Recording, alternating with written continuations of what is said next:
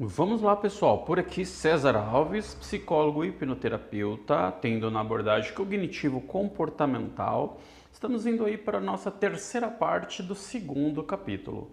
Vamos lá. Essa terceira parte é muito importante. Nós vamos falar sobre a transferência na TCC.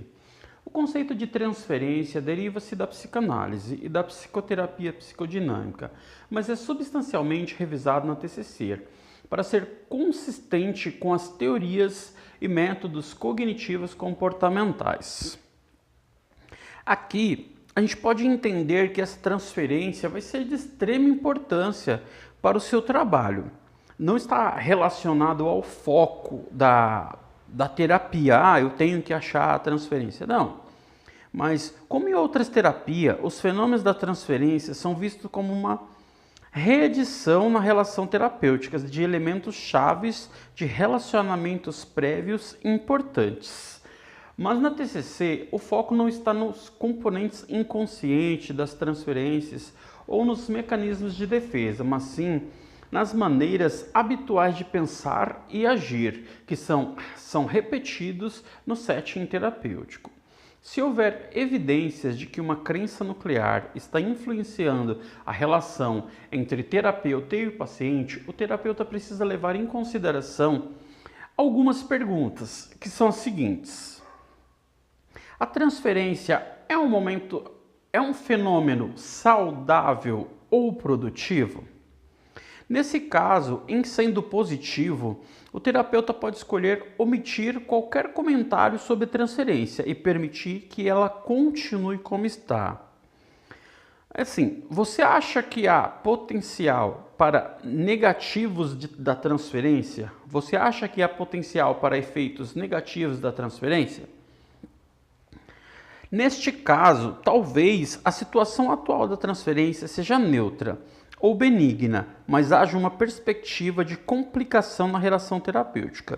Quando identificado reações de transferências, tente pensar no que pode acontecer se a terapia continuar e a relação se intensificar. Ações preventivas podem ser tomadas, estabelecer limites mais restritivos, detalhes, diretrizes apropriadas para a aliança terapêutica pode ajudar a evitar problemas futuros.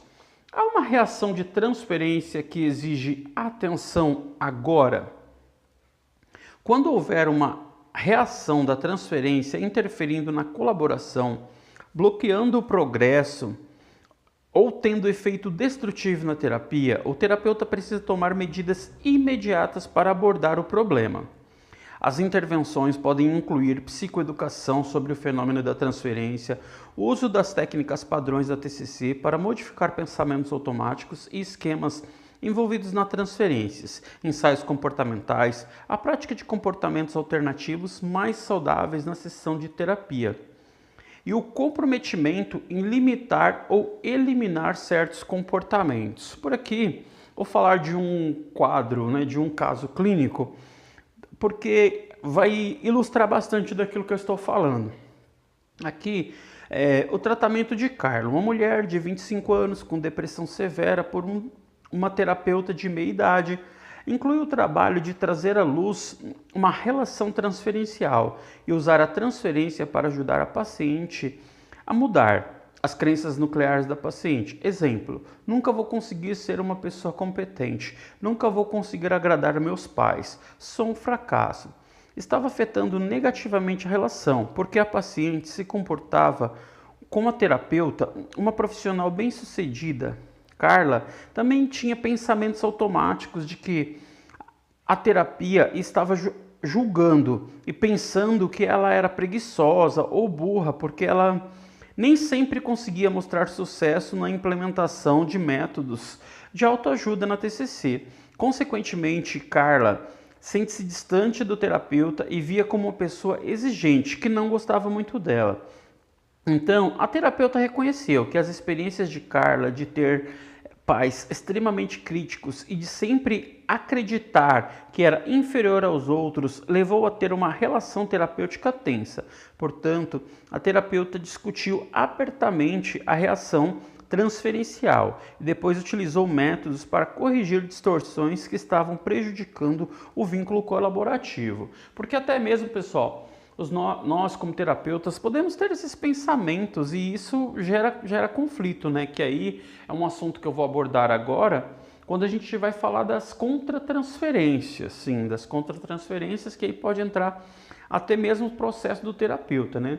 A responsabilidade dos terapeutas cognitivos comportamentais é buscar possíveis reações de contratransferências que possam estar interferindo no desenvolvimento da relação terapêutico colaborativo.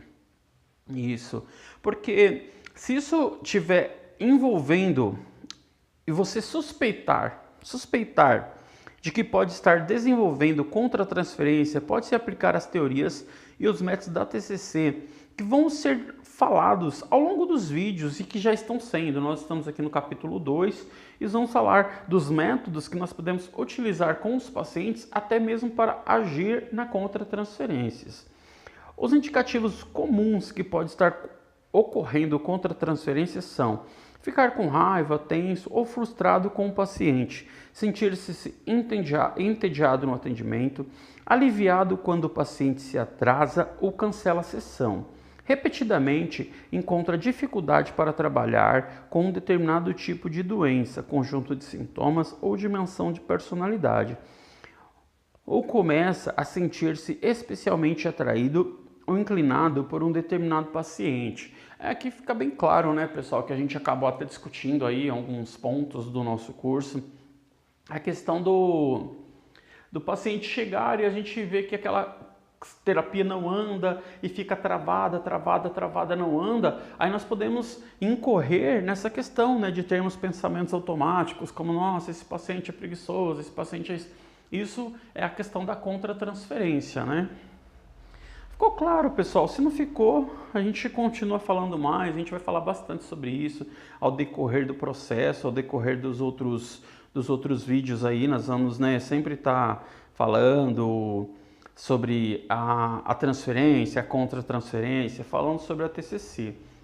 E para finalizar, aqui um breve resumo. Uma aliança eficaz entre terapeuta e paciente é uma condição essencial para a implementação dos métodos específicos da TCC. À medida que os terapeutas envolvem os pacientes no processo da TCC, eles precisam demonstrar compreensão, empatia e afeto pessoal adequados e flexibilidade ao reagir às características singulares dos sintomas, das crenças e das influências socioculturais de cada pessoa.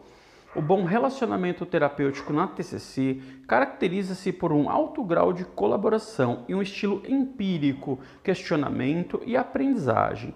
A aliança de tratamento colaborativamente empírica, um terapeuta e paciente em um esforço conjunto para definir problemas e buscar soluções. É isso aí, pessoal.